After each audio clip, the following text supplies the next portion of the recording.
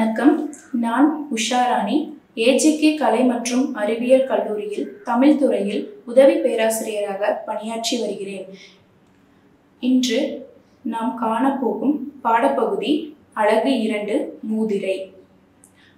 மூதுரை இயற்றியவர் ஔவையார். மூதுரையின் பாடல் விளக்கம்.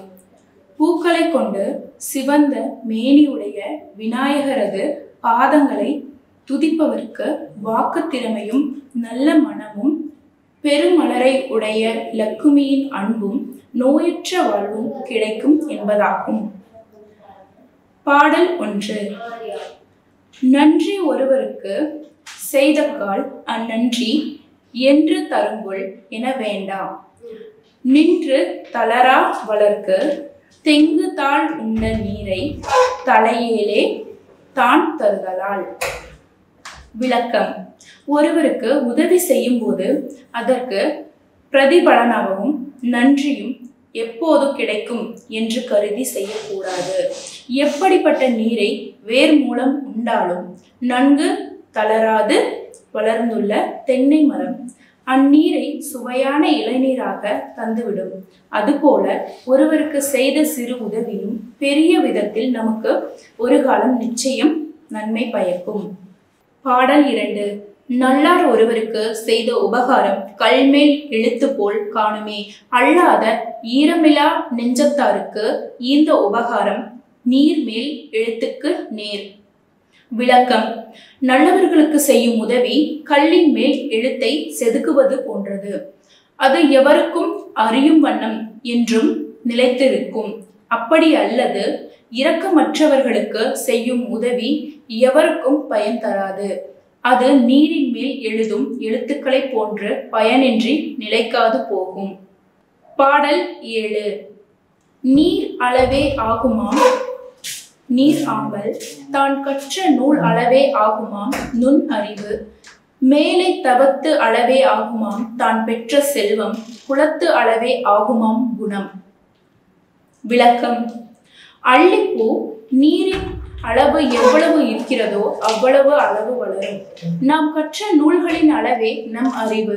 முற்பிறப்பில் செய்த புண்ணிய காரியங்களின் அளவே நாம் இப்போது அனுபவிக்கும் செல்வம். குணம் நாம் தோன்றிய குலத்தின் அளவே ஆகும் என்பது இப்பாடலின் விளக்கம் ஆகும். பாடல் எண் 8.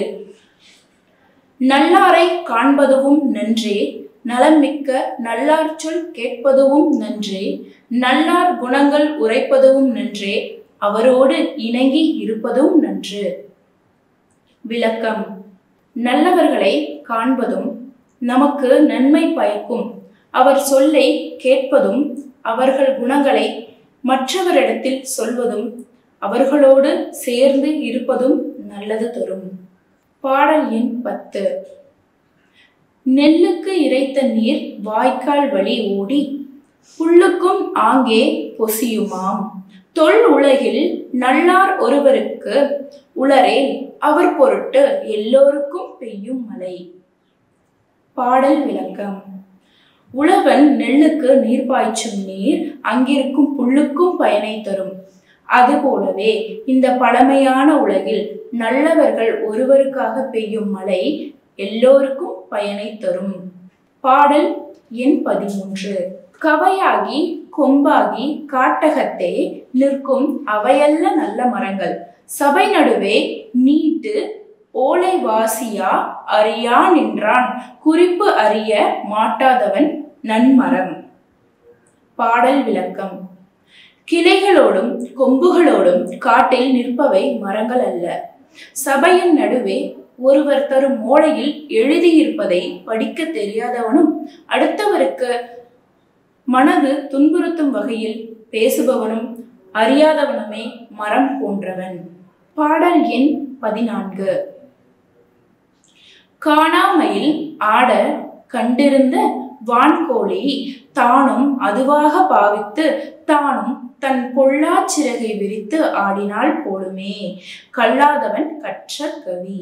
காட்டில் மயில் ஆடுவதை பார்த்த வான்கோழி உடனே தன்னையும் அதை போலவே நினைத்து தன்னுடைய அழகில்லா சிறகை விரித்து ஆடுவதை போன்றதே. கல்வி கற்காதவன் சொல்லும் கவிதையும் அதனால் ஒரு பயனும் உண்டாக போவதில்லை. பாடல் எண் 17. அற்ற குளத்தில் அருநீர் பறவை போல் உற்றுளி தீர்வார் உறவு அல்லர். அக்குளத்தில் கொட்டியும் ஆம்பலும் நெய்தலும் போலவே ஒட்டி உறவார் உறவு. பாடல் விளக்கம்.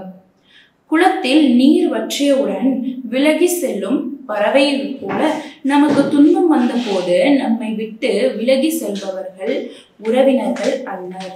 அந்த குளத்திலேயே அப்போதும் சேர்ந்து வாடும் கொட்டி அள்ளி நெய்தல் கொடிகளைப் போல நம் உடனேயே நம் துன்பங்களையும் பார்த்து கொள்பவர்களே நம் உறவுகள். பாடல் எண் 26.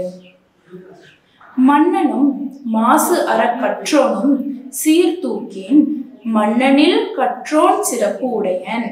மன்னருக்கு தன் தேசம் அல்லால் சிறப்பில்லை, கற்றோருக்கு சென்ற இடமெல்லாம் சிறப்பு. விளக்கம்.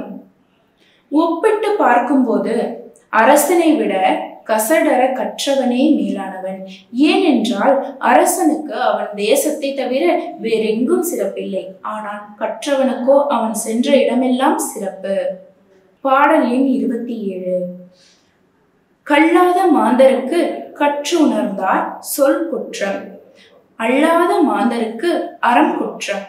மெல்லிய வாழைக்கு தான் ஈன்ற காய் குற்றம், குற்றமே இல்லிற்கு இசைந்து ஒழுகா பெண். விளக்கம். கற்றறிந்தவர் வார்த்தை கற்காதவர்களுக்கு துன்பத்தை தரும். தர்மம் தீயவர்களை அழிக்கும்.